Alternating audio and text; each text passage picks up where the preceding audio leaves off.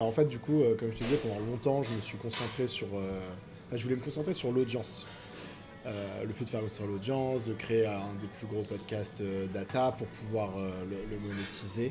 Mais j'avais déjà cette idée de me dire, ok, au bout d'un moment, je peux le monétiser par le sponsoring et il y aura sûrement d'autres briques, tu vois, qui pourront faire sens.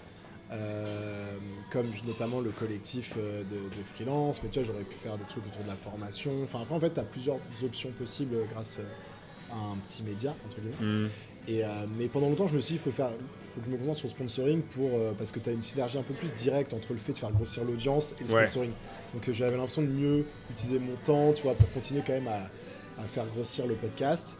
Et puis là, depuis 6 mois à peu près, effectivement, j'ai décidé de lancer un collectif de freelance data. Donc, qui est un peu le premier service associé qui est clairement dans le même écosystème. Hmm. Et comme tu dis, qui rejoint un peu la même politique de. Sauf que là, c'était favoriser le partage de connaissances et l'adoption de stratégies efficaces. Tu avais une manière d'essayer d'atteindre cet objectif ou d'y contribuer via du contenu. Donc, juste tu consommes le contenu, tiens, tu as une idée actionnable, ça te permet de prendre une meilleure décision un peu en autonomie, tu vois. Et là, le collectif de freelance, c'est des décideurs data ou des boîtes qui voilà, ont besoin soit d'un expert ou soit d'un accompagnement pour différents projets data. Vous êtes combien Et aujourd'hui? donc là, on est 60 sur le collectif.